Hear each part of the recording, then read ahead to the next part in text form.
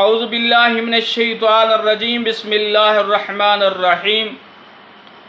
درود و سلام ہو محمد اور اس کی پاک آل پر، اور سلام ہو اور سلوٹ ہو میثم تیمار پر، جس نے اپنی جان، مال، اسباب سب کچھ جناب علی کی محبت میں قربان کر دیا۔ میثم تیمار کون تھا؟ اس کی مکمل ہسٹری اور تاریخ جانتے ہیں، اور میں آج آپ کو بتاتا ہوں کہ میثم تیمار کون تھا۔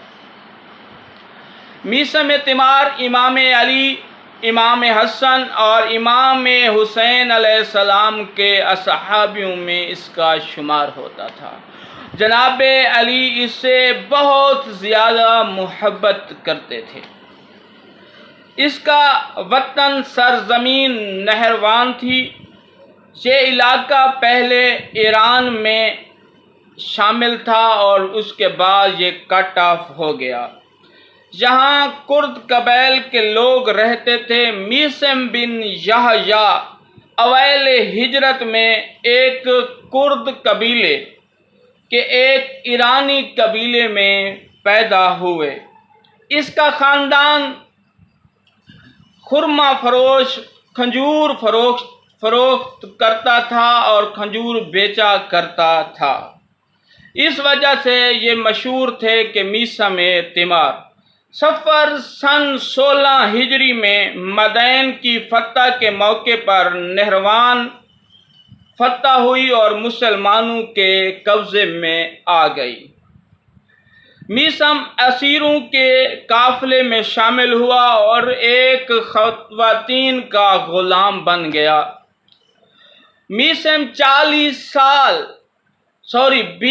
سال اس خاتون کا غلام رہا اور اس خاتون کی خدمت کرتا رہا۔ ایک دن جناب علی علیہ السلام کا بازار میں گزر ہوا اور بازار جناب علی گئے اور جناب علی کے پاس دینار کی ایک تھیلی تھی۔ جناب علی نے وہ دینار کی تھیلی اپنے ساتھی کو دے دی۔ جناب علی بازار کا معائنہ کرنے لگ گئے اور کیا دیکھا، بردہ فروش کے بازار میں ایک غلام فروخت ہو رہا ہے۔ جب جناب علی نے دیکھا تو جناب علی علیہ السلام کی نظر وہاں ٹک گئی اور قریب گیا اور کہنے لگا، غلام فروخت کرنے والا، اس غلام کی قیمت کیا ہے؟ اس نے کہا کہ اس غلام کی قیمت 100 دینار ہے، اور جناب علی نے 100 دینار دینے کا ارادہ کیا اور دینے لگے۔ تو اس بندے نے کہا کہ اس کی قیمت 100 دینار نہیں ہے، میں بھول گیا ہوں، اس کی قیمت تو 200 دینار ہے۔ جناب علی نے پھر 200 دینار دیے اور اس بندے نے کہا کہ نہیں، یہ غلام بڑا قیمتی ہے، اس کی قیمت 300 دینار ہے، اور جناب علی نے 300 دینار دینے کا ارادہ کیا۔ تو اس بندے نے کہا کہ نہیں، اس قیمت سے کئی گنا اس کی قیمت زیادہ ہے۔ تو اس بردہ فروش نے، اس غلام فروش بندے نے کہا کہ اس کی قیمت 400 دینار ہے، اور جناب علی نے 400 دینار دیے اور اس غلام کو بازار سے خرید لیا۔ جناب علی نے اس کا نام پوچھا تو اس غلام نے کہا کہ میرا نام سالم ہے۔ تو جناب علی نے کہا کہ جناب پیغمبر نے بتایا تھا کہ آپ کا نام سالم نہیں، میثم تیمار ہے۔ تو میثم تیمار نے کہا، درود و سلام ہو محمد اور اس کی پاک آل پر۔ تو جناب علی نے میثم کو کہا کہ میثم، آج کے بعد آپ نے اپنا نام میثم پہچانوانا ہے، لوگوں کو میثم بتانا ہے کہ میرا نام میثم تیمار ہے۔ میثم تیمار کو جناب علی نے خرید کر راہ خدا میں آزاد کر دیا، اور میثم تیمار کوفے میں جناب علی علیہ السلام سے 4 سال علم دین، مختلف علوم سیکھتے رہے۔ اتنا علم سیکھا کہ میثم تیمار ایک دن مفسر قرآن بن گئے۔ ایک دن حضرت میث میں تیمار جناب علی کی خدمت میں گئے تو کیا دیکھا کہ جناب علی غور و فکر کر رہے ہیں، سراعت کر رہے ہیں، بڑی سوچ و بچار میں بیٹھے ہیں۔ تو میث میں تیمار نے کہا کہ سلام ہو میرے آقا، میں غریب کا، میں میث میں تیمار کا، آپ کے محب کا، آپ کی ولایت کا اقرار کرنے والے کا۔ جواب دیا جناب علی نے اور کہا میث میں تیمار نے، مولا ان قریب آپ کی داڑھی آپ کے خون سے خشاب ہو جائے گی، سرخ ہو جائے گی، رنگین ہو جائے گی۔ جب یہ بات کہی تو جناب علی نے کہا کہ میث میں تیمار، آپ کو بھی محرم کے 10 دن پہلے آپ کو سولی پہ لٹکایا جائے گا، آپ کے ہاتھ کاٹ دیے جائیں گے، آپ کے پاؤں کاٹ دیے جائیں گے۔ میث میں تیمار نے کہا مولا وہ کون بندہ ہوگا جو میرے ہاتھ کاٹے گا اور میرا جرم کیا ہوگا؟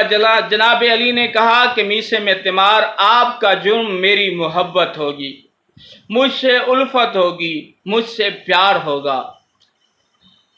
تو میث میں تیمار نے کہا کہ مولا وہ بندہ کون ہوگا؟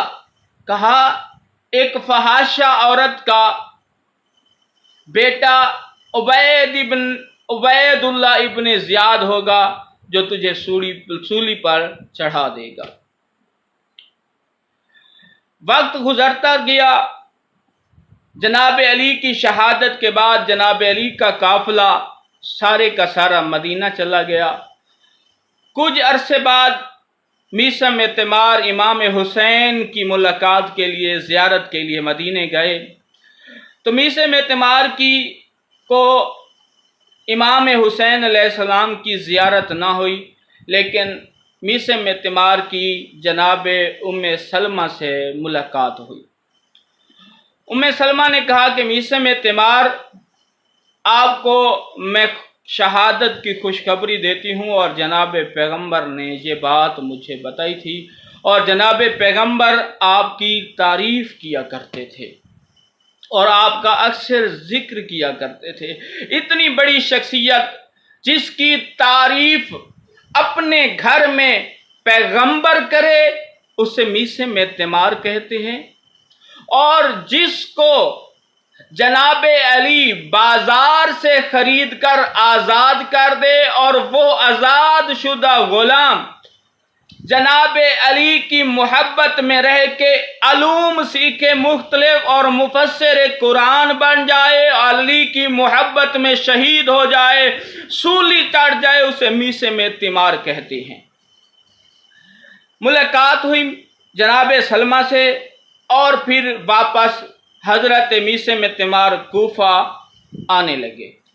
جب کوفہ کے قریب پہنچے تو ابن زیاد جناب مسلم اور حانی کو شہید کر چکے تھے، اور ابن زیاد کو پتہ تھا کہ اگر میں میث میں تیمار کو گرفتار نہ کروں تو یہ مجمع اکٹھا کر لے گا اور لوگوں کو علی کے فضائل سنائے گا، اور لوگ علی کی محبت میں آ جائیں گے اور لوگ مجھ سے نفرت کرنے لگیں گے۔ قادسیہ کے مقام پر، یہ کوفہ سے پہلے مقام ہے، قادسیہ کے مقام پر جناب میث میں تیمار کو گرفتار کیا اور ابن زیاد کے سامنے لے گئے، اور ابن زیاد نے پوچھا تم کون ہو؟ کہنے لگا کہ میں میث میں تیمار۔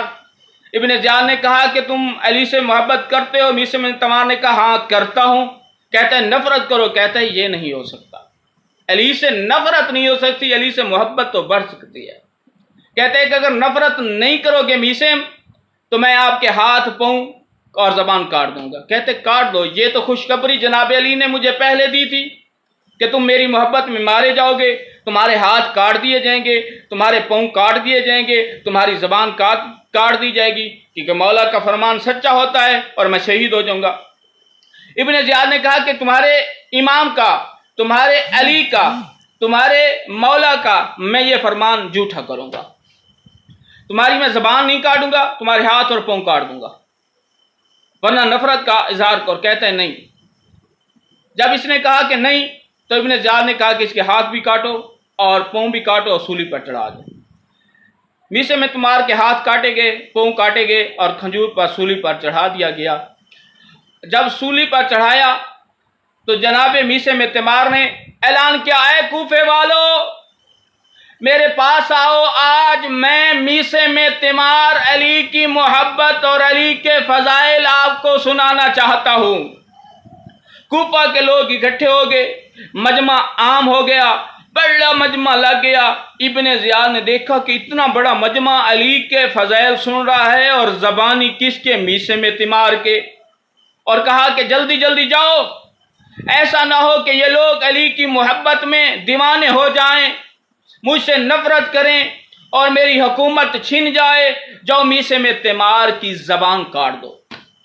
سپاہی آئے اور میسے میں تمار کی زبان کاٹی اور مولا علی کا فرمان سچا ہوا اور میسے میں تمار شہادت کے عظیم رتبے پر فائز ہوئے۔ اور سلوٹ کرتا ہوں جناب میسے میں تمار پر، جس نے علی کی محبت میں وطن بھی چھوڑا، غلامی بھی قبول کی اور شہادت ظلم بھی اپنے اوپر سہے اور علی کی محبت سے پیچھے نہ ہٹے اور ہر وقت ہر دم علی کے ساتھ رہے، اور چاہے جان چلی گئی لیکن علی سے نفرت کا اظہار نہیں کیا، محبت کرتے رہے۔ والسلام علیکم۔